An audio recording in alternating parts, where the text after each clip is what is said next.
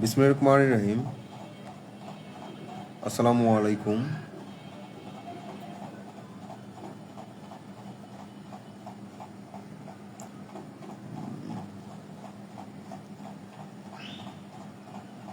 Good evening and good night.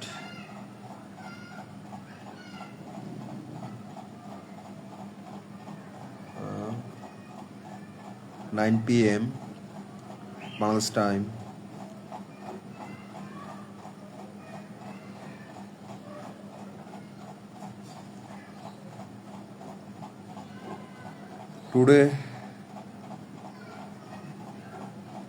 Today rainy day, বৃষ্টি স্নাত দিন।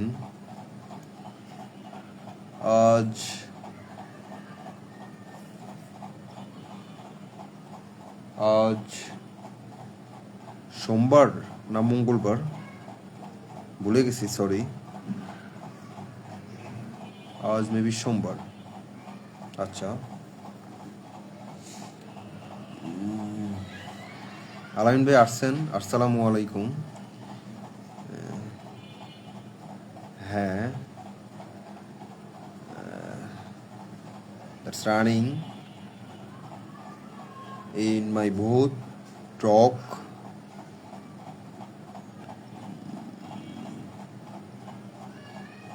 থাকুন, যুক্ত হোক, আরো অনেকেই যুক্ত হোক।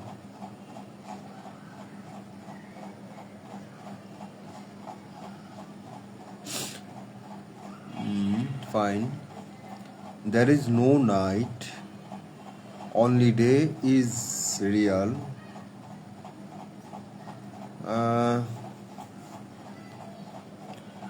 আচ্ছা, মানে there is no night, only day is real. মানে রাত্রি বলতে বা অন্ধকার বলতে কিছু নেই। Only day is Real.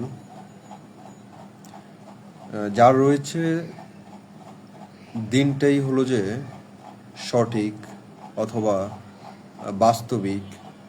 হ্যাঁ, বাস্তবিক।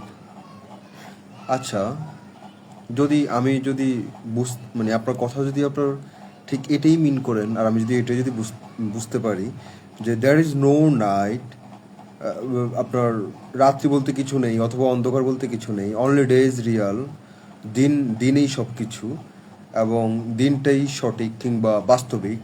আচ্ছা, ইটস ফাইন, ওয়েল সেড, ভালো বলছেন। কিন্তু আপনার যেমন আলোই কিন্তু আপনার জীবনের সার কথা অথবা সার্থকতা না। অন্ধকারেও কিন্তু সার্থক জীবন হয়। অন্ধকার মানে এইটা না যে পুরা একটা রাত্রি, অন্ধকার মানে এইটা না, নাইট মানে এইটা না যে একটা রাত, একটা অন্ধকার, ডার্ক, ডিপ ডার্ক, অথবা মেঘাচ্ছন্ন দিন, অথবা বিভীষিকাময় রাত্রি, অথবা দুঃখস্নাত সময়, এইটা না।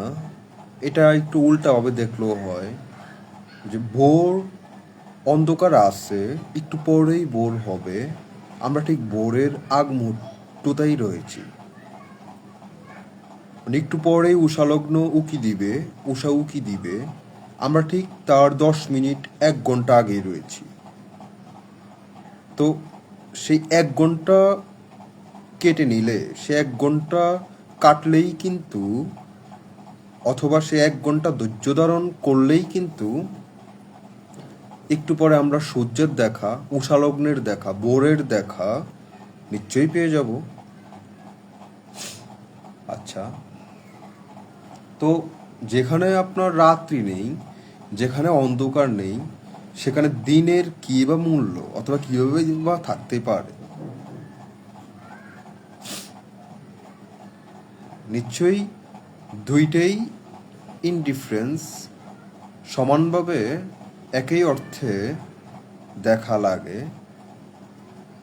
আর যদি বলেন রাত্রি হলো যে আপনার এমন করে সৃষ্টি, অথবা দিন, যে আপনার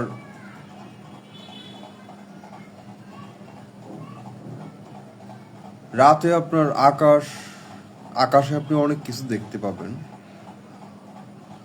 আর বিশেষ করে রাত হলো নিদ্রার জন্য আল্লাহ তাআলা সৃষ্টি করেছেন মানুষের, প্রাণীর।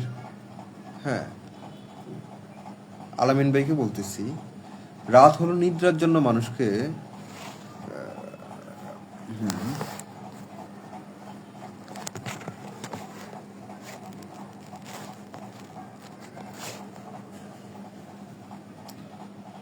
আচ্ছা আচ্ছা, রাত হলো যে আপনার নিদ্রার জন্য সৃষ্টি করছেন রাত, প্রাণী, মানুষ। হ্যাঁ, এবং হলো যে আপনার রাতের আরেকটা ভালো বিষয় হলো যে আপনার, ভালো বিষয় বলতে যেমন কোনোটাই তো, দুইটাতে পরিপূরক, একটা আরেকটাকে ছাড়া অসম্পূর্ণ। যেমন স্বামী স্ত্রী, স্ত্রী স্বামী, কেউই কাউকে ছাড়া পরিপূর্ণ না, বিষয়টা এরকম আর কি। রাত আর দিন,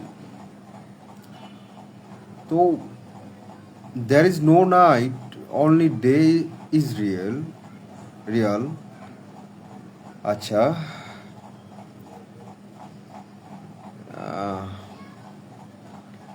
শব্দটাকে একটু বাতলে ইংলিশে অন্যভাবে বললে আরো সুন্দর হয় আর কি।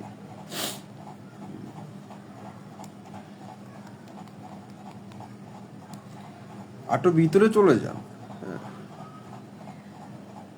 মানে দ্যার ইজ নো ওয়ার্ল্ড, পৃথিবী বলতে কিছু নেই, only human being is Real. পৃথিবী বলতে কিছু নেই, পৃথিবীতে কিছু নেই, পৃথিবী বলতে পৃথিবীরও কিছু নেই, আমরা শুধু মানুষ রয়েছি, হিউম্যান বিইং, বিবেক রয়েছে। হ্যাঁ, তো এইটাই রিয়াল। হ্যাঁ, তো শব্দটা এইভাবে বলতে পারেন আপনি, যে দ্যার ইজ নো ওয়ার্ল্ড, হ্যাঁ, অনলি হিউম্যান বিইং, বিবেক ইজ রিয়াল। ওকে, আচ্ছা, fine, so fine, very interesting. আচ্ছা, আরো দুই একটা কথা বলেন, আপনি লিখেন, আমরা একসাথে এঙ্গেজড হই। একই কথায় বিভক্ত কিংবা বিভাজন থেকে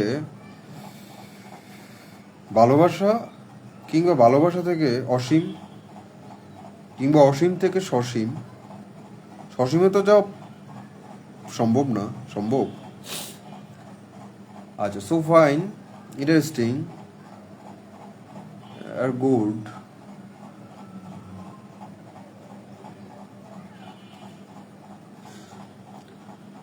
আচ্ছা, যেমন আরিন ভাই, আমি আপনাকে একটা প্রশ্ন জানার জন্য আর কি করি।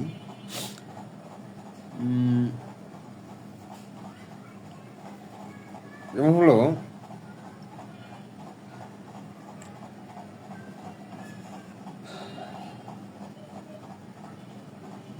আপনি আমার একটা প্রশ্নের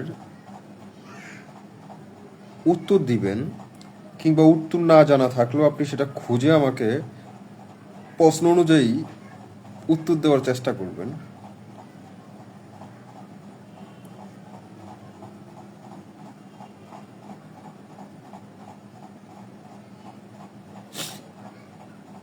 আচ্ছা, একটা মানুষের এক জীবনের মূল্য কত, অথবা কতটুকু? মূল্য মানে কস্ট না, মানি না।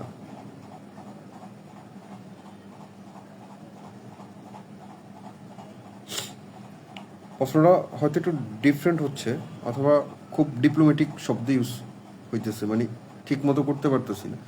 যে এক জীবনে একটা মানুষের মূল্য কতটুকু, কত, কেমন? মূল্য কিন্তু অমূল্য না।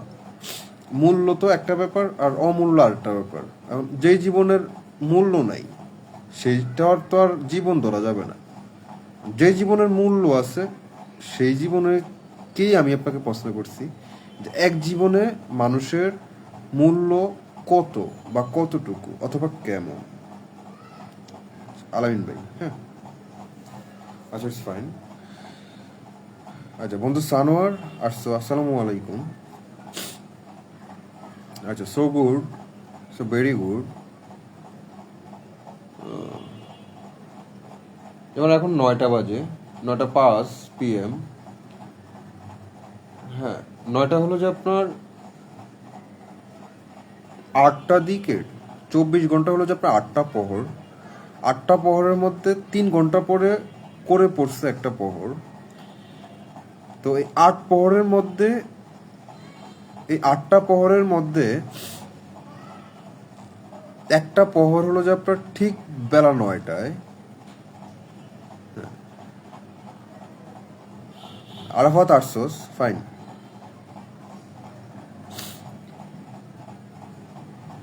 এখন ঠিক 9টা বাজে, 9টা বাজে হলো যে আপনার একটা প্রহর।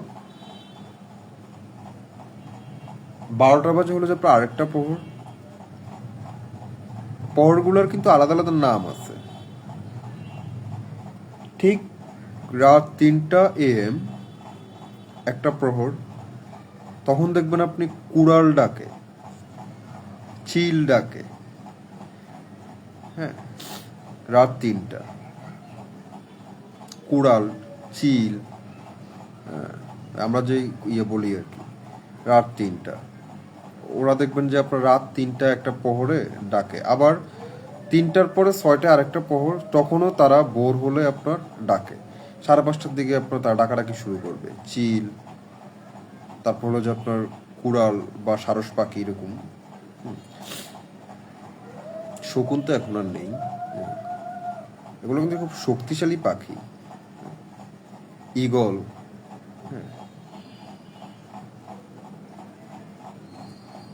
তো এই যে রাত 3টায় আপনাকে ডেকে, মানে জাগানোর জন্য আপনাকে ডাকে, মানে আপনার গ্রামে থাকলে, প্রান্তিক গ্রামে থাকলে এগুলো বুঝতে পারবেন আর কি। শহরে তো আমরা তো শহরমুখী এখন, চাকরি বাকরি কাজে কর্মের জন্য, যার কারণে আসলে আপনার এগুলা মানে এই সিগন্যালগুলা, প্রাকৃতিক এই নৈসর্গিক সিগন্যালগুলো আমরা ধরতে পারি না, কিংবা এগুলো থেকে আমরা একেবারেই বঞ্চিত হয়ে গেছি। রোবোটিক জীবন আর কি। তো 3টায় আপনাকে দেখবেন যে আপনার পাখি, ওই চিল পাখি, সারস অথবা ঈগল, হ্যাঁ, কুড়াল, এগুলো আপনাকে ডেকে তুলে দিবে, যাতে হলো যে আপনি উঠে নামাজ পড়েন, শেষবেলার যে নামাজ আর কি। চমৎকার বিষয় এগুলো। হ্যাঁ, প্রকৃতির এত সুন্দর নিয়ম আছে, নৈসর্গিক এবং সত্য। হ্যাঁ, মানে আমি যদি এগুলো যদি ফলো যদি করি, হ্যাঁ, দ্যাট মানে হাউ অ্যামাজিং জীবন ব্যবস্থা খুবই আমাদের আরো অনেক সুন্দর হয়ে যেত, এবং সত্যিই সুন্দর হতো। যেই সুন্দরটা ছিল আমাদের বাবা, দাদা, কাকা, আমাদের নানা, নানি, হ্যাঁ, আন্টি, মানে আমাদের খালারা, আমাদের চাচিরা, হ্যাঁ, আজ থেকে 15 বছর 20 বছর আগে, 15 বছরই ধরি, লাস্ট 15 বছর আগে, 2010, 11, 12 পরেই তো আপনার আস্তে আস্তে আপনার মোবাইল চলে আসলো, হ্যাঁ, কম্পিউটার চলে আসলো।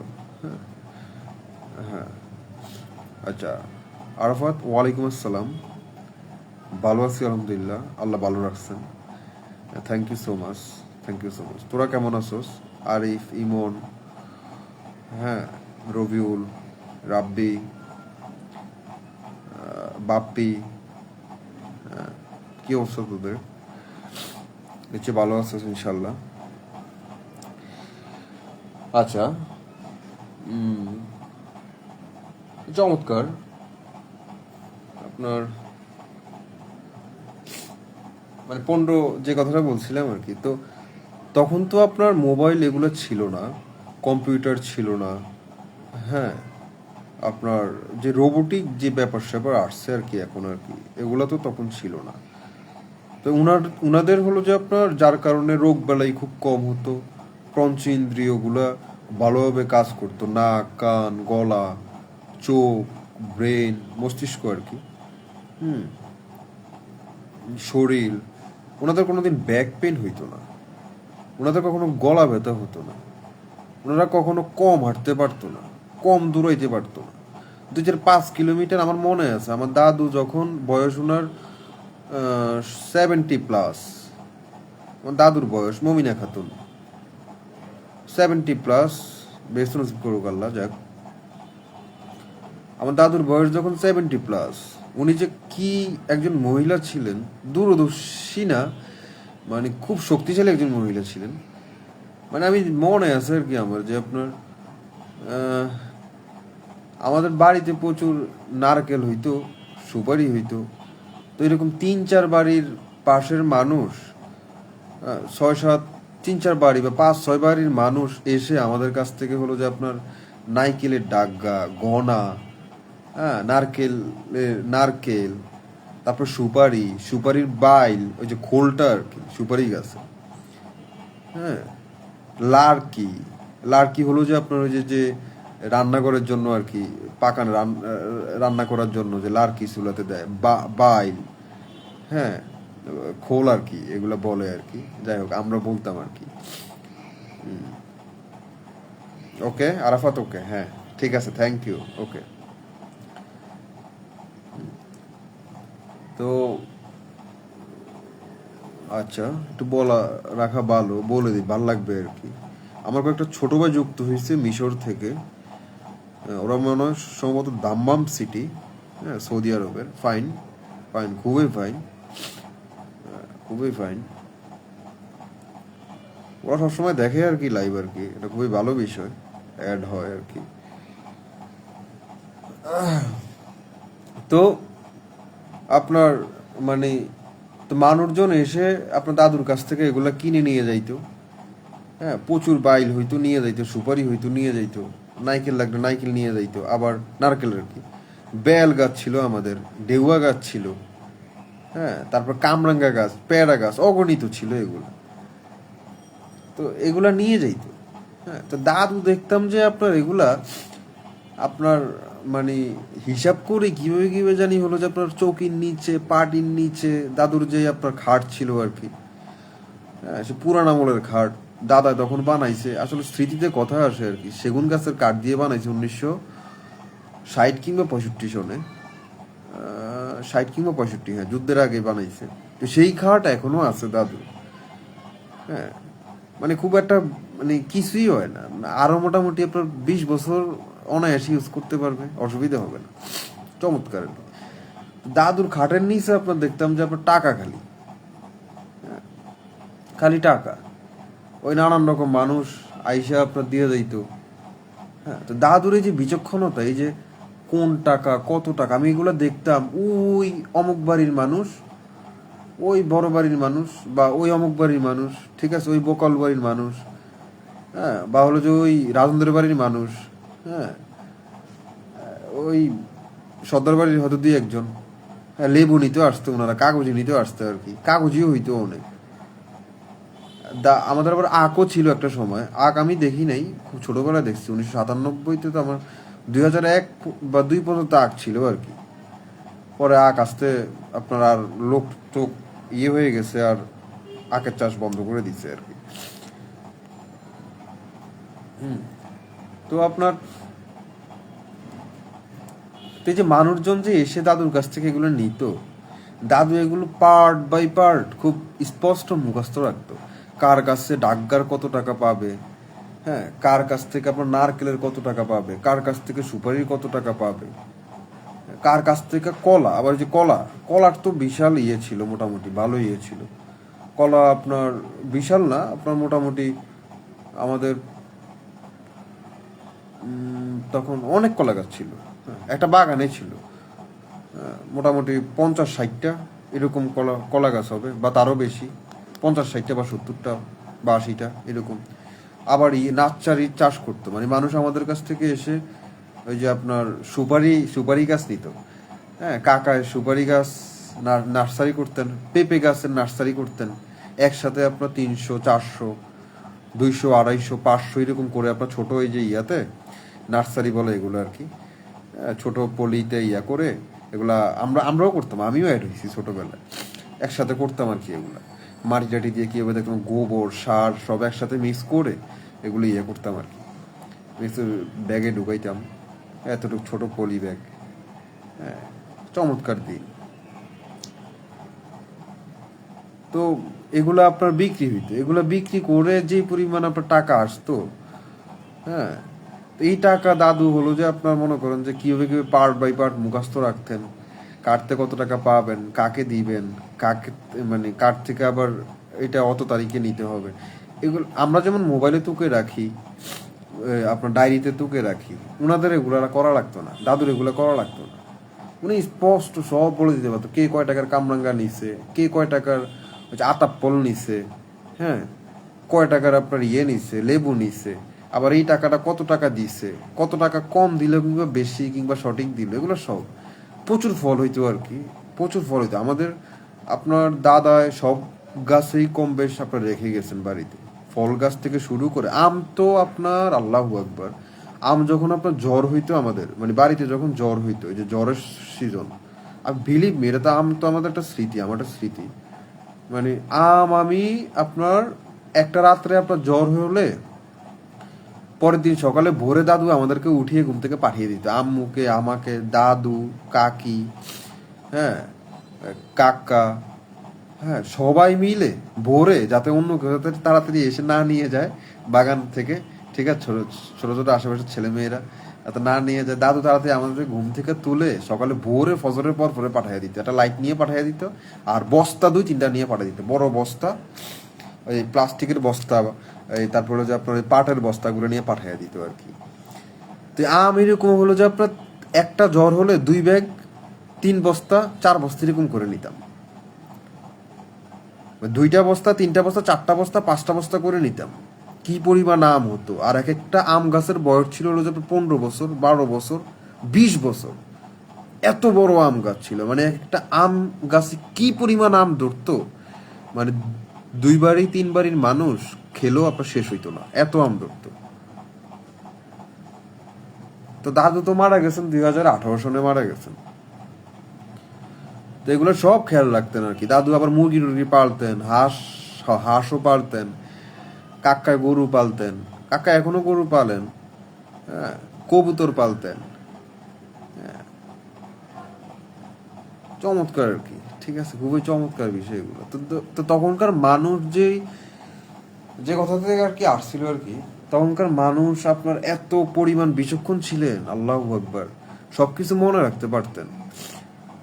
আপনার কান, ব্রেন, শরীর। আমার দাদু হলো যে আপনার, মানে আমার দাদার বাড়ি ছিল হলো যে আপনার, আমার দাদার বাড়ি ছিল হলো যে আপনার শ্রীপুর, মানে আমরা বর্তমানে যেখানে, এখান থেকে হলো যে আপনার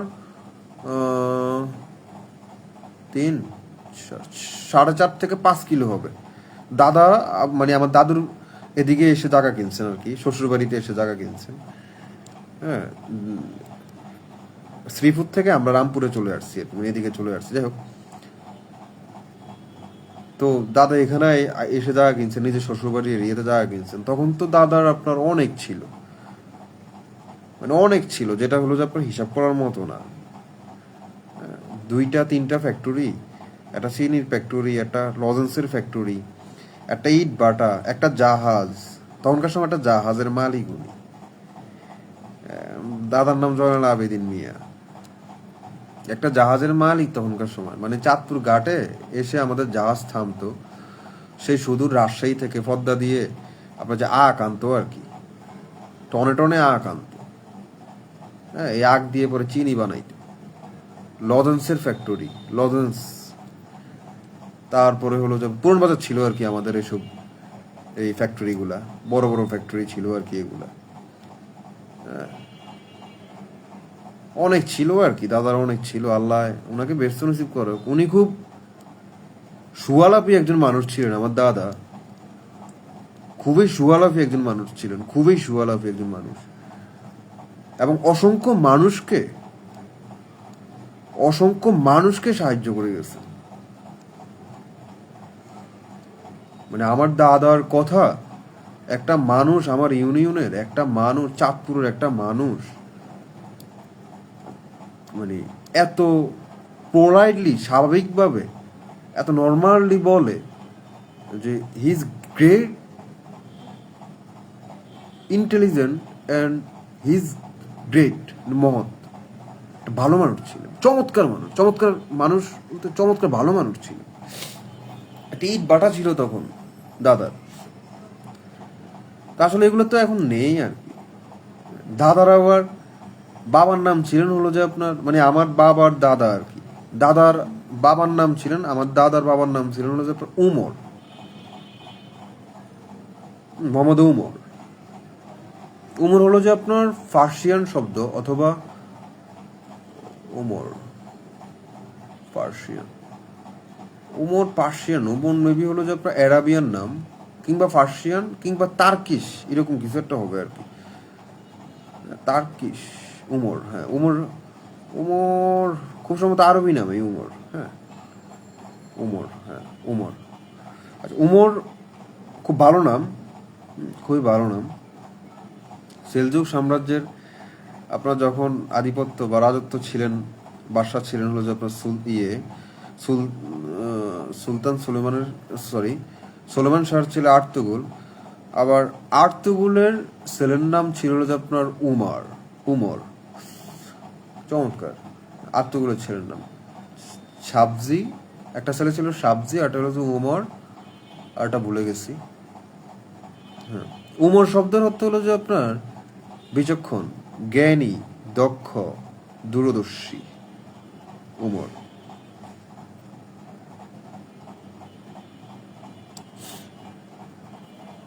আচ্ছা,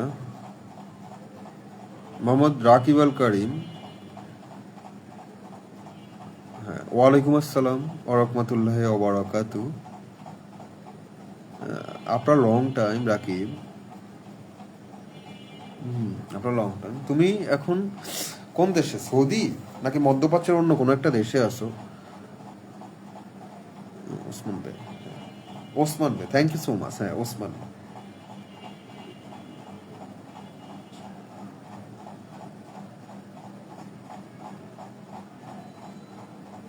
হ্যাঁ ওসমান ভাই।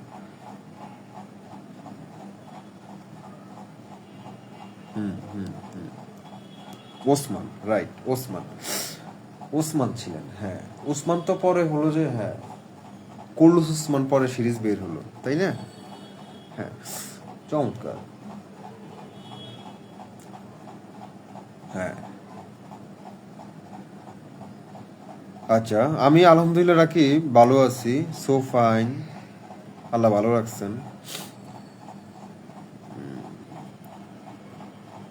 আচ্ছা, মালয়েশিয়াতে গুড, এর গুড। মালয়েশিয়া তো আমাদের এশিয়াতেই তো, দক্ষিণ এশিয়াই তো, তাই না? চমৎকার। মালয়েশিয়া, মালয়েশিয়ার রাজধানীর নাম কি? কুয়ালালামপুর না কাঠমান্ডু? কাঠমান্ডু তো নেপাল। হ্যাঁ, কাঠমান্ডু, কুয়ালালামপুরে বেবি। ওকে,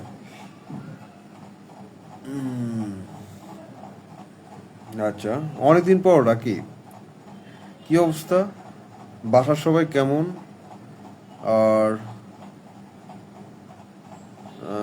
যোগাযোগ রাখিও, মাঝে মাঝে টেক্সট করিও আর কি, মানে দরকার নেই, বেশি দরকার নেই। কোনো অসুবিধা হলে জানায়ও দেশে। আর হলো যে কাজে ঠিকঠাক মতো কাজ করো আর কি।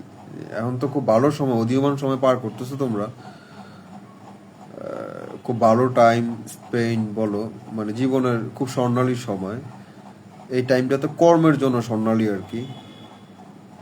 হ্যাঁ, তো এই টাইমটা ঠিকঠাক মতো হলো যে কাজ করো, বিচার করে বিচক্ষণতার সহিত কাজ করো, মনোযোগ দিয়ে কাজ করো।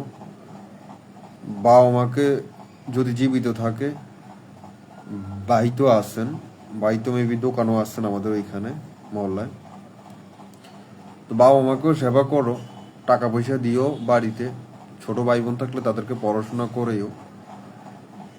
আর এই তো, আর নিজের প্রতি খেয়াল রাখো আর কি,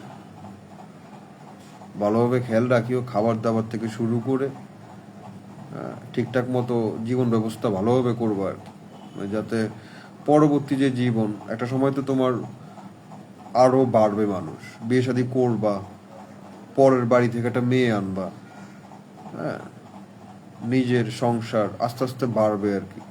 তো তার আগে হলো যে বাবা মারকে সেবা করার একটা জায়গা যদি সুযোগ থেকে থাকে, ওই সুযোগটা ভালোভাবে কাজে লাগাও আর কি। প্রচুর পরিমাণ সেবা দাও, ভালোভাবে, মানে দোয়া নিয়ে যতটুকু ভালোভাবে তাদের কাছ থেকে ইয়ে করা যায় আর কি। ঠিক আছে, ওকে, আচ্ছা। তো যাই হোক, তো ওই দাদুর কথা বলছিলাম। তো আগেরকার মানুষ হলো যে আপনার এই বিষয়গুলো খুব ইয়ে ছিল, ওরা খুব অথেন্টিক খাইতো, খাবার দাবার খুব ভালোভাবে করতো, এবং যা খাইতো খুব ফ্রেশ খাবার খেত, ভালো শাক খেত, কোনো আপনার ভেজাল নেই, নির্ভেজাল। একটা ফল খেলেও ভালো খেত, গাছ থেকে ডিরেক্ট পেরে তারপরে আপনার খেত, হ্যাঁ, ডিরেক্ট পেরে তারপরে খেত। তারপরে হলো যে আপনার সকালে ভোরে তারা উঠে যেত। হ্যাঁ, আমার দাদু আপনার ওই, আমার মানে এখান থেকে বর্তমানে যেখানে বাড়ি আর কি, এখান থেকে আপনার দাদুর শ্বশুর বাড়ি, মানে হলো যে আমার দাদার বাড়ি আর কি, দাদার পুরান বাড়ি আর কি, যেখানে ছিল, যেখান থেকে আমরা চলে আসছি। আমরা আসছি হলাম যে এখানে ইয়ের পরে আর কি আসছি।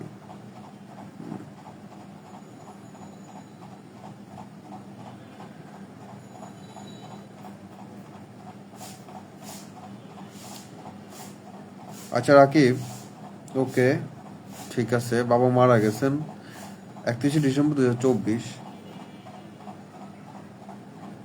আচ্ছা, আমি জানতাম না।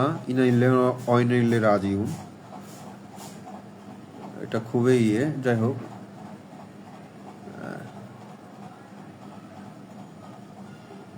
2024 তো তোমার বেশি দিন না, গত বছরই তোমার মারা গেছে না, 6 মাস 7 মাস 8 মাস 9 মাস হয়েছে আর কি। তো যাই হোক, অসুবিধা নেই ইনশাল্লাহ, আল্লাহ ভরসা আর কি, বুঝছো, অসুবিধা নেই। বাবা না থাকলে আর কি তোমার অনেক প্রেশার পড়ে যায়, হ্যাঁ, নিজের উপরে। বাস্তবিক যে লাইফ, ওইটাতে তোমার হ্যাঁ ঢুকা যায় আর কি, মানে ঢুকা লাগে আর কি, বাধ্যতামূলক। তো এটা খুব কষ্টের, এবং পৃথিবীর কাউকে বোঝানো যাবে না যে বাবা না থাকলে তোমার জীবন ব্যবস্থা বা জীবনে চলার পথে কতটা, পরীক্ষাটা কতটা ভয়ঙ্কর। সবই তো পরীক্ষা, কিন্তু বাবা ছাড়া যে পরীক্ষা, এটা খুবই মানে বর্ণনাতীত, মানে বলা বাহুল্য আর কি, বর্ণনা করা যায় না এমন। আচ্ছা, অসুবিধা নেই। আমার দাদার পরে দাদা মারা গেছে, বাবা আসছে, বাবার পরে আমি আসছি, বাবা মারা গেছে, এখন আমি আসি, আবার আল্লাহ বাঁচিয়ে রাখলে আমার পরে আমার ছেলে সন্তান আসবে, আবার এক সময় আমিও মারা যাব, আবার আমার ছেলে সন্তান তাদেরকে বাঁচিয়ে রাখলে তারা বিয়ে করবে, হ্যাঁ, তারাও মারা যাবে, তাদের ছেলে সন্তান থাকবে। এটাই তো পৃথিবীর নিয়ম, আদি থেকে যেমন চলে আসছে বর্তমানেও আসছে, এক অন্ত পর্যন্ত তাই তো হবে, যাবে, তাই না? তো অসুবিধা নেই, প্যারার কিছু নাই, টেনশনেরও কিছু নাই ইনশাল্লাহ। হ্যাঁ, আমরা বাবা নেই কি হয়েছে, আমরা তো বাবা হব। তা আমরা যেন একজন ভালো বাবা হতে পারি আর কি। ঠিক আছে, দেশের জন্য, রাষ্ট্রের জন্য, পৃথিবীর জন্য, নিজের জন্য, নিজের ছেলে মেয়েদের জন্য। তো এইভাবে মন বড় রাখবি আর কি, আর এইভাবে কাজ করবি। হ্যাঁ, সো ফাইন, ঠিক আছে।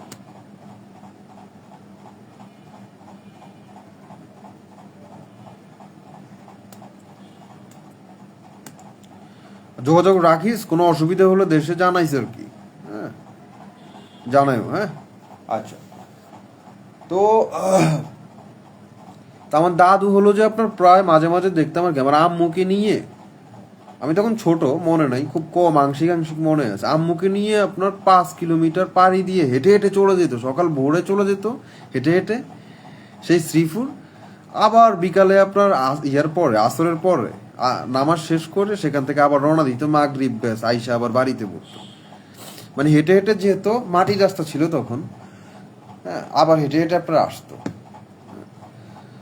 তো এখন তো তখন 5 কিলোমিটারের পর, তো এখন তো আমরা তো হলাম যে আপনার কত উদীয়মান বয়স, প্রাপ্ত বয়স্ক যুবক ছেলে। এখন আমরা 5 কিলোমিটার তো দূরে থাক, হ্যাঁ, 500 গজে আপনি হাঁটেন না, 500 গজে আপনি হাঁটেন না, আপনি আর মানে নিজেকে খুঁজে পাওয়া যাবে না, ছন্নছাড়া হয়ে যাবে। একটু রেস্ট নেই, একটু পানি খাই, আর ভাল লাগতেছে না, একটা রিক্সা লো, অটো লো, সিএনজি লো, হ্যাঁ, পেটে ব্যথা, পিঠে ব্যথা, মানে এখন আমাদের এই অবস্থা আর কি।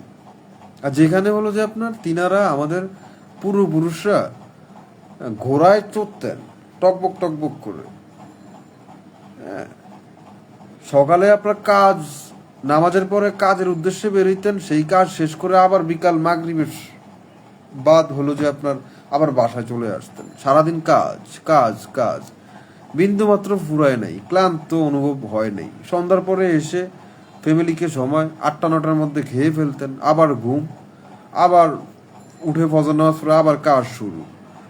উষাকে সাথে নিয়ে, উষা, সূর্য, সূর্য আর কি, সূর্য, সূর্যোদয় আর কি, উষাকে সাথে নিয়ে আবার কাজ শুরু করতেন, আবার হয়ে যেত আর কি। হ্যাঁ, সারাদিনে আবার কাজ করতেন, ভাত খাইতেন ভাত খাওয়ার সময়, সকালে নাস্তা খেতেন নাস্তা খাওয়ার সময়, টাইম টু টাইম ডিসিপ্লিন। আমি একটা কথা বলি প্রায়, discipline makes a man perfect, not practice makes a man perfect. প্র্যাকটিসটাও কিন্তু একটা ডিসিপ্লিন, আপনি প্র্যাকটিস করবেন প্রতিনিয়ত, এটাও কিন্তু একটা ডিসিপ্লিনের মধ্যেই পড়ে, মানে শৃঙ্খলা। Discipline makes a man perfect, মানে শৃঙ্খলাই একটা মানুষকে পরিপূর্ণ, পরিপক্ক অথবা মানুষ হিসাবে গড়ে তোলে। আপনি অভ্যাস, মানুষের যেরকম বলে আর কি, মানুষ অভ্যাসের দাস, হ্যাঁ, আসলে বিষয়টা এরকম না। হ্যাঁ, আপনি, পৃথিবীতে এমন কিছু নেই যে অভ্যাসটা আপনি, স্বভাব অথবা অভ্যাসটা আপনি পরিবর্তন করতে পারবেন না। এখন এটা, এটা সাইকোলজিক্যাল ভাবে যদি আপনি ভাঙ্গান বা দেখেন, সাইকিয়াট্রিস্টদের মতে বা সাইকোলজিক্যাল ভাবে যদি আপনি এগুলো দেখেন, তাহলে বুঝতে পারবেন যে মানুষের মস্তিষ্কের কত সুন্দর, হ্যাঁ, লেয়ার, চিন্তার কত সুন্দর layer, step step step step step. আমরা কখন কি চিন্তা করি, কেন চিন্তা করি, এবং একটু পর সেই জিনিসটা নিয়ে কীভাবে চিন্তা করব, আবার এখন কেন চিন্তা করছি, কিন্তু বিকালে আমি কেন এই জিনিসটা চিন্তা করব না, বা বিকালে আমার মন কেন বিষণ্ণ থাকে, হ্যাঁ, বা আবার সেই টাইমে কি হয়, কিভাবে কি করলে কি করা যায়। এই যে মানে মানুষের মস্তিষ্কের যে খেলা, খেলা চিন্তার যে প্যাটার্ন বা স্তর, লেয়ার, স্টেপ বাই স্টেপ, 1 2 3 4 5 6, এই জিনিসগুলো আর কি তখন বোঝা যায় আর কি, বা বুঝতে পারবেন আর কি আপনি। হ্যাঁ, আপনার, হ্যাঁ,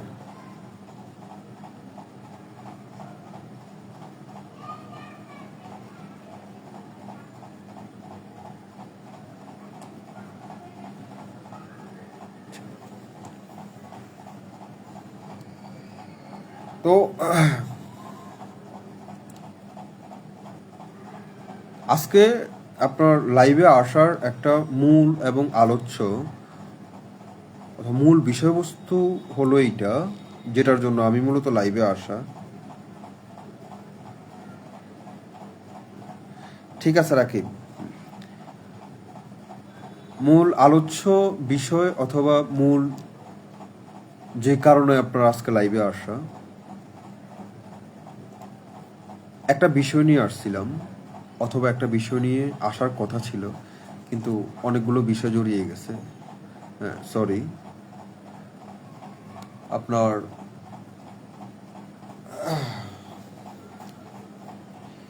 যেমন আপনার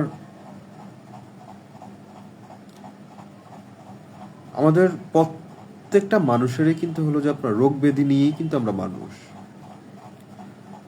আমাদের অন্তর আছে, প্রাণ আছে, শরীর আছে, শরীরে কোষ আছে।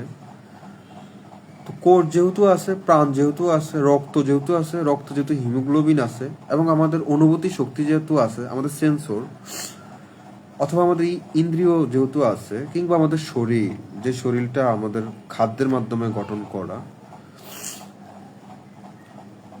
তাহলে অবশ্যই এই শরীরের রোগ এবং ব্যাধি আছে। এখন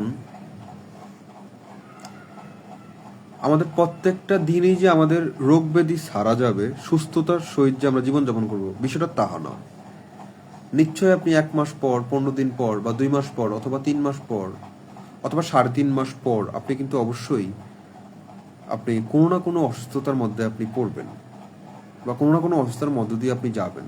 হোক না একটা হাসি, হোক না একটা কাশি, হোক আপনার পেট খারাপ, অথবা আপনার মাইগ্রেন প্রবলেম, মাথা ব্যথা, হেড পেইন,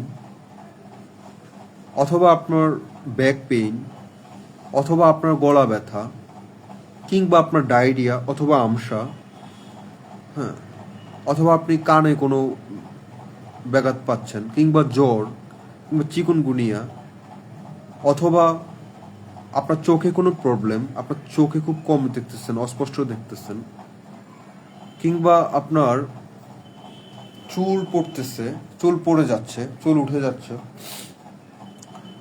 অথবা আপনার আপনার হাঁটুতে আপনার সমস্যা, আপনি হাঁটতে পারতেছেন না ঠিক মতো, ক্যালসিয়ামের অভাব, অথবা আপনার হাতে কোনো সমস্যা, হ্যাঁ, আপনার হাতে কোনোইতে আপনি হাত ঠিকঠাক বোধ পাচ্ছেন না, হ্যাঁ, মানে নানান রকম বিষয়াদিতে আপনার প্রতিটা মুহূর্তে আপনার যেতে হবে আর কি, বা প্রায় যেতে হবে। হ্যাঁ, 2 মাস পর হোক, 3 মাস পর হোক, 4 মাস পর হোক, অথবা এটা আপনার না হোক, আপনার বাবার হবে, আপনার মার হবে, বা বয়স্ক যারা হয়েছেন তাদের হবে। হ্যাঁ, মানে আপনার নানান রকম অসুস্থতার মধ্যে দিয়ে আপনি কখনো না কখন যাবেন। কেউই কোনো পরিপূর্ণ সুস্থ না, এবং বর্তমানে সেটা তা বিন্দু মাত্রই না। আমরা প্রত্যেকটা খাবার খাচ্ছি, হ্যাঁ, খুব বাজে রকম, তেল বেশি। সয়াবিন একটা ডেঞ্জারাস অয়েল, তৈল। সয়াবিন বলতে কোনো তৈল নাই আমাদের দেশে, যেটা এক্স্যাক্টলি সূর্যমুখীর যে অথেন্টিক সয়াবিন, ওইটা আমাদের দেশে আপনার আমরা পাই না। হ্যাঁ, ওইটা আপনার মানে এগুলো হলো যে সব পাম অয়েল, নিজস্ব করা তৈরি আর কি, প্রাকৃতিকভাবে ন্যাচারালগত যে সয়াবিন, ওইটা না। আর সয়াবিন বলতেও কোনো তেল নেই, এটা হলো যে একটা ভুয়া উপাং।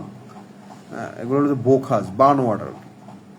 হ্যাঁ, বানোয়াট জিনিস। সয়াবিন তেল হলো যে আপনার খুবই বাজে জিনিস, এটা আমরা খাই আর কি। মূলত হলো যে নিয়ম হলো যে আপনার সরিষার তেল দিয়ে হলো যে আপনার রান্না করা, এটাই হলো যে নিয়ম। মানে নিয়ম বলতে এটাই সঠিক, অথবা নিয়ম, যাই হোক। আগেরকার মানুষ হলো সরিষার তেল, তখন তো সয়াবিন তেল ছিল না, সরিষার তেল দিয়ে হলো যে আপনার সবকিছু রান্না বান্না করতেন আর কি। তো ওই যা এগুলা বাইরের যেই পরিমাণ আপনার খাবার, হোটেলে, রেস্টুরেন্টে, হ্যাঁ, সব হলো যে আপনার তেলে জালে খাবার, প্রচুর পরিমাণ হলো যে 2 দিনকার আগের তেল 3 দিন দিয়ে ভাজে এগুলা, পেঁয়াজু, হ্যাঁ, আপনার আলুর চপ, আলুর দম, কাঁচা বুট, হ্যাঁ, ডাউল। আপনি মাঝে মাঝে দেখবেন ডাউলে হলো যে আপনার নানান রকম জিনিস পাবেন আর কি। হ্যাঁ, আপনার তেল যে আপনার ভেসে আছে, এই তেলটা যদি 2 দিন আগের, এটা আপনি দেখলে বুঝতে পারবেন তেলে একটা ওস্টার একটা ব্যাপার পড়ে থাকে তেলের উপর আর কি, বাসে। তারপর হলো যে আপনার নানান রকম জিনিস আর কি, যেমন আপনার এই প্লেটে যে খাবার, হোটেলের যে প্লেটে যে খাবার, এই প্লেটটা একটা বালতিতে ওনারা ধুবে। হ্যাঁ, এই প্লেটটাতে আপনার প্রতিদিন 100 মানুষ খাবে। তো আপনি 100 মানুষের পরে যখন আপনি আবার আরেকজন খেতে যান, তাহলে আপনি 101 জনে পড়লেন। ওই একটা প্লেটে আমি খাচ্ছি, আমার পাশে আরেকজন খাচ্ছে, 10 জন খাচ্ছে, 20 জন খাচ্ছে। এই প্লেটটা আমি মুখ দিচ্ছি, হাত দিচ্ছি, মুখ দিচ্ছি, হাত দিচ্ছি, আবার একই প্লেটটা অন্য কেউ আপনার খাচ্ছে, আবার সেম একই রিভার্স হচ্ছে বা রিভার্স, মানে সার্কেলিংভাবে হচ্ছে, স্টেপ বাই স্টেপ হচ্ছে। একটা প্লেটে 10টা প্লেটে আপনার 100 জন মানুষ খেলে 1000 জন। তারপর হোটেলের যে পরিবেশ, নোংরা পরিবেশ, যাই হোক। হ্যাঁ, তো ওইটা না, ওনারা ওনাদের ব্যবসার জন্য ওনারা করেন। হ্যাঁ, আমরাও তো আমাদের জায়গায় সচেতন হওয়া উচিত। তো ওনারা ওনাদের ব্যবসার জন্য করেন। এখন ব্যবসা মানি, যার যে হোটেল মালিকের কাছে ব্যবসা মানি হলো যে একটা হালাল হালাল রিজিক, হালাল পন্থা। উনি সর্বোপরি অবশ্য চাবেন ওই হোটেলকে পুরোপুরিভাবে স্বচ্ছ রাখতে, পাকের ঘর থেকে শুরু করে, পাকের মানুষ থেকে শুরু করে কিচেনার, হ্যাঁ, অথবা আপনার পাকের রুম, প্লেট, হ্যাঁ, পানি, যে পানি দিয়ে আপনার প্লেট ধোয়া হচ্ছে, এবং যে বিশুদ্ধ পানিটা আপনার আমাদেরকে দিবে খাবার জন্য, আপনার গ্লাস, ওই গ্লাসটাও ওনারা সব খুব স্বচ্ছতার সহিত পরিষ্কার করে ট্রেনিং দিয়ে, আপনার যারা স্টাফ আছে ট্রেনিং দিয়ে সব কিছু ক্লিয়ার রাখবেন। এখন এরকম কয়জন আছে,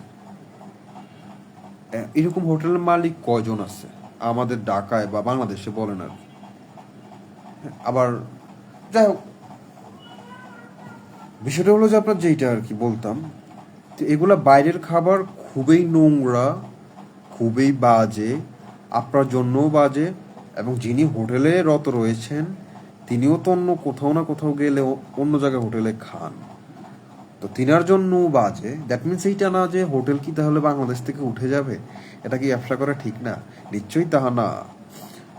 বিষয় হলো তাহা যে নিশ্চয়ই আপনি হোটেলে ব্যবসা করেন, অসুবিধা নেই, কিন্তু আপনি আপনার ব্যবসাটা পরিপূর্ণতার সহিত, খুব পরিষ্কারতার সহিত, যেহেতু খাবারের একটা বিষয়, এখানে সবাই খেতে আসে, হ্যাঁ, তাহলে অবশ্যই সেখানে খুব পরিষ্কার পরিচ্ছন্নতার সহিত আপনার কাজ করা উচিত। আচ্ছা, গেল। দ্বিতীয়ত হলো যে মূল যে বিষয়টা আর কি, যেমন আমরা অসুস্থ হলে আমরা চলে যাই হলো যে আপনার একজন ডক্টরের কাছে, ডক্টরস না, ডাক্তার বলতে পারেন, হাতুড়ি ডাক্তার বলতে পারেন, গ্রামে গঞ্জে পাড়া প্রতিবেশী, আমাদের যে মহল্লার ফার্মেসিতে চলে যাই আমরা। যেমন কিরকম,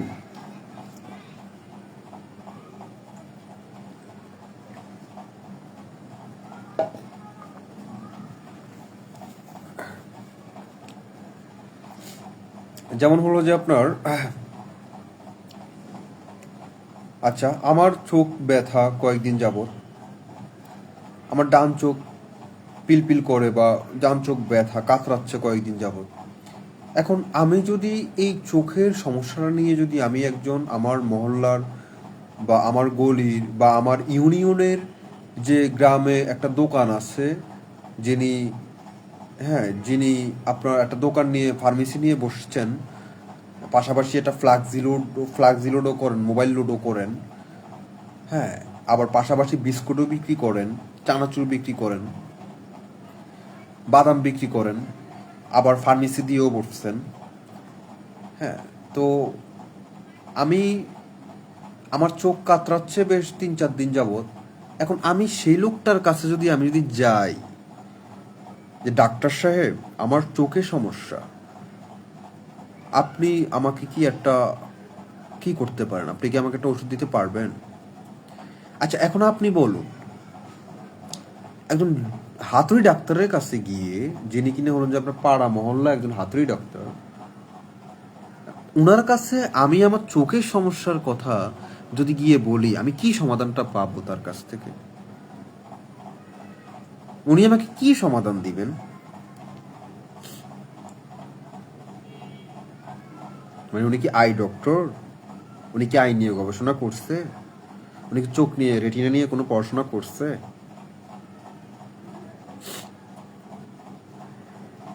আচ্ছা, এখন আমার বেশ কয়েকদিন যাবত হলো আমার মাথা ব্যথা, মাইগ্রেন প্রবলেম, আজকে এক 1 মাস অথবা 2 মাস অথবা 3 মাস,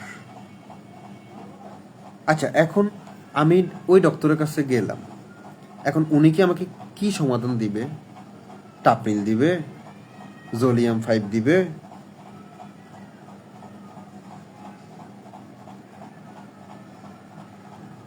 আচ্ছা, এখন আমার সমস্যা হলো যে মাথায় আমি যাব নিউরোলজিস্টের কাছে অথবা নিউরোলজিস্ট। হ্যাঁ, তো আমি উনার কাছে হাতুড়ি ডাক্তারের কাছে গিয়ে আমার কী লাভ হবে? কোনো ফায়দা আছে? উনি আমাকে সঠিক আমার যে রোগটার যে আমার ফোকাল পয়েন্ট কেন্দ্রবিন্দু, ওই কেন্দ্রবিন্দুটা কি উনি কখনো ধরতে পারবে? যে এক্স্যাক্টলি এনিথিং রং, কোথায় সমস্যাটা হচ্ছে ওটা কি ফাইন্ড আউট করতে পারবে একজন হাতুড়ি ডাক্তার? আচ্ছা, তো এটা যেমন আমরা এই জিনিসগুলো খুব পছন্দ রকমের ভুল করি, ভুল না অন্যায় করি, ভুল হবে, বললে ভুল হবে, অন্যায় করি।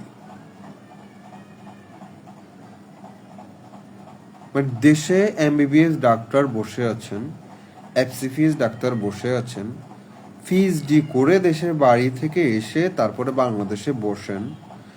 আপনার আপনার মহল্লায়, আপনার উপজেলায়, আপনার জেলায় 250 শস্য বিশিষ্ট হসপিটালে বসেন, যেখানে আপনি 20 টাকা অথবা 30 টাকা দিয়ে টিকিট কেটে ওনাদের কাছ থেকে সরাসরি কথা বলে রোগের কথা জানিয়ে প্রেসক্রাইব উনি আপনাকে দিয়ে দিবে। যে প্রেসক্রাইবটা এনে আপনি আপনার অঞ্চলে, মহল্লায় অথবা আপনার ইউনিয়নে যেখানে মেডিসিনের দোকান, যার কাছে আপনি গসেটি বেগমের নাম জানতে গেছেন একটু আগে অথবা এতদিন, তার কাছে আপনি যাওয়ার কথা যে এই এমবিবিএস ডাক্তার অথবা এই ফিজিশিয়ান এই প্রেসক্রাইব করছে, আপনি আমাকে মেহরবানি করে দয়া করে এই ওষুধগুলো দিয়ে দিন। That's it. একজন হাতুড়ি ডক্টরের কাজ হলো এইটা। এই কথাটা আমি সরি কল এবং পুনরায় বলতে চাই এবং হার্ডলি বলতে চাই আপনাকে, কথাটা বুঝিয়ে। একজন হাতুড়ি ডাক্তারের কাজ হলো এইটা যে একজন ডক্টর প্রেসক্রাইব করছে, সেই প্রেসক্রাইব আপনি এনে হাতুড়ি ডক্টরের কাছে দিবেন, সে হাতুড়ি ডক্টর আপনাকে জাস্ট ওষুধগুলো দিয়ে দিবে, কিন্তু রোগ শনাক্ত করার কাজ একজন হাতুড়ি ডাক্তারের নয়। যিনি কিনা বুঝেনই না যে রোগটা কি, তিনি কিনা আবার কিভাবেই শনাক্ত বা করতে পারেন অথবা করেন যে এইটা XYZMNSOP disease.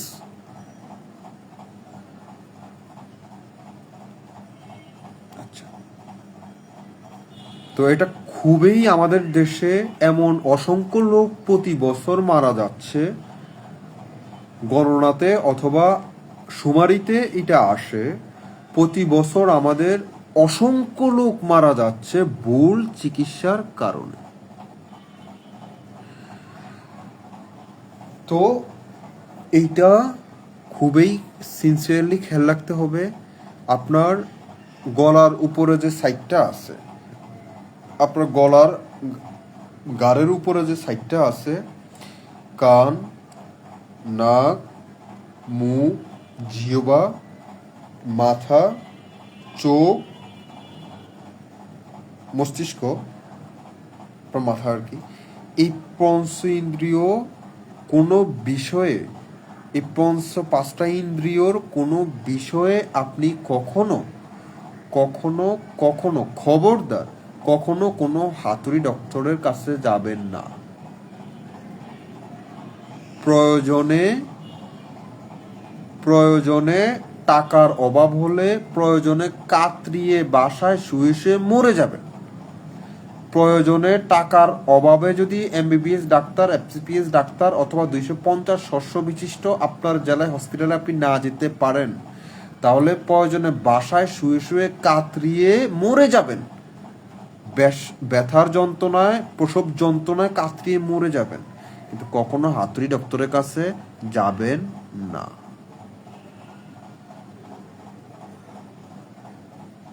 It's my order, so sincere. আপনার ছেলে মেয়েকেও পাঠাবেন না। টাকা কম আছে, কম টাকা দিয়ে ফ্রি চিকিৎসা নিন, ফ্রি সেবা নিন। কনসাল্ট রয়েছেন, ফিজিশিয়ান রয়েছেন, অনলাইনে রয়েছেন, মেডিকোড এগুলোতে অনেক আছে, সেখানে আলাপ করে তারপরে করবেন। আর প্রত্যেক পরিবারের জন্য একজন এমবিবিএস ডক্টরের সাথে যোগাযোগ সবসময় রাখা উচিত, পার্সোনালভাবে হোক আর কমার্শিয়ালভাবে হোক। হ্যাঁ, সবসময় যোগাযোগ রাখবেন। আর যার পরিবারে রয়েছে এমবিবিএস ডাক্তার অথবা এফসিপিএস, তার তো রয়েছেই, হ্যাঁ, তার তো সমস্যা নেই। তো আপনি ব্যক্তিগতভাবে একজন ডক্টরের সাথে সবসময় যোগাযোগ রাখবেন।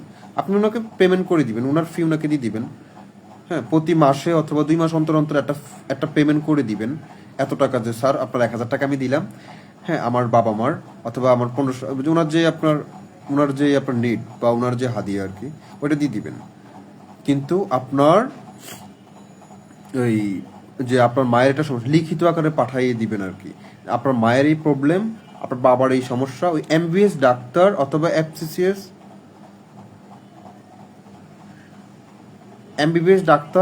এফসিপিএস ডাক্তার আপনাকে যে দিবে, এই যে প্রেসক্রাইব দিবে, সেই প্রেসক্রাইবটা আপনি হলো যে আপনার যে মহল্লাবাসীর কাছে যে ডক্টর রয়েছে, ডক্টরের দোকান রয়েছে, ফার্মেসি রয়েছে, সেই ফার্মেসিতে এসে আপনি সেই প্রেসক্রাইব জমা দিবেন। সেই প্রেসক্রাইব অনুসারে ওনারা আপনাকে মেডিসিন দিয়ে দিবে। কিন্তু আর অন্য কোনো করিবেন না, অন্য কোনো বিষয়ে, শরীরের কোনো অঙ্গ প্রত্যঙ্গের বিষয়ে ওনাদের কাছে গিয়ে স্বর্ণপন্ন হবেন না যে আমার এই সমস্যা। আপনি সর্বোচ্চ এতটুকু যেতে পারেন, আমার প্রেশারটা মাপতে পারেন, আমার জ্বর হয়েছে আমার জ্বরটা মাপতে পারেন, আর হলো যে আমার বাথরুমে প্রবলেম, আমার পেটের সমস্যা, এগুলো আপনি করতে পারেন, এগুলোর জন্য আপনি যেতে পারেন, এতটুকু, দ্যাটস ইট। আর অন্য বিশেষ তেমন কিছু না।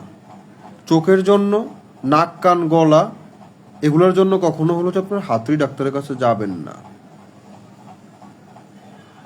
আপনার জীবন, যৌবন, আপনার পুরা হোল জীবন একটা ভুলের জন্য, আপনার চোখ, আপনার কান, আপনার নাক সারা জীবনের জন্য নষ্ট হয়ে যেতে পারে, যা আপনি সারা জীবন পস্তাবেন। আচ্ছা, রাফান রাজ, আসসালামু আলাইকুম, আপনার লং টাইম। আচ্ছা, কি লাইভ করস তুই এডি? আশ্চর্যের বিষয় হলো, একটা পরিপক্ক ছেলে, যেই ছেলে আমাদের ডিটেকটিভ ব্রাঞ্চ ডিবি অফিসে চাকরি করে, রাফান রাজ সারা বাংলাদেশে কম বেশ ওরে চিনে। আপনার 2 দিন আগে 3 দিন আগে সময় টিভিতে ওর আসছে, ওই যে ও যে আপনার সারা বাংলাদেশে হলো যে আপনার এই সাইবার ক্রাইম এগুলো নিয়ে কাজ করে আর কি, যাদের আইডিতে কোনো সমস্যা,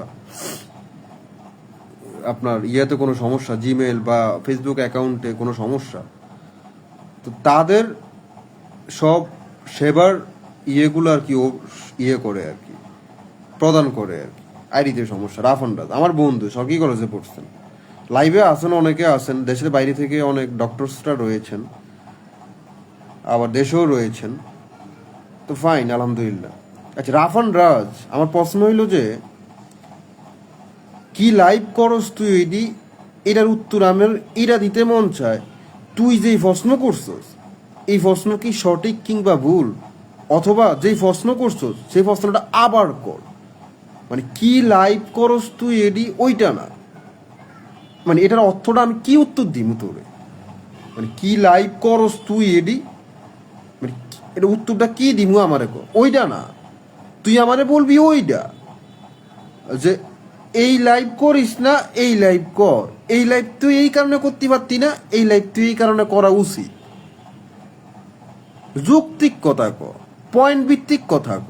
কি কস হঠাৎ কইরা আরব আমিরাত থেকে আইসা, অথবা আগ্রার তাজমহল থেকে আইসা তুই বলস কি কি লাইভ করস তুই, যেখানে দেশের বাইরে স্বনামধন্য ব্যক্তিরা বসে আছেন।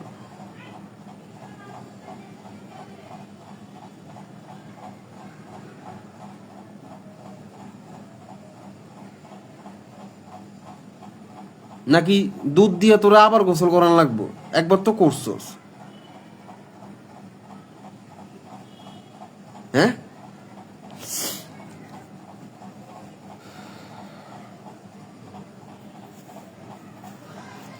Maturity is the best thing. Okay, যাই হোক, সো ফাইন। বন্ধু হইল যে আমার আবার ফিজিক্সের টিচার, আমার ইন্টারমিডিয়েটের ফিজিক্সের টিচার ছিলেন রাফান রাজ। যাই হোক, সো গুড।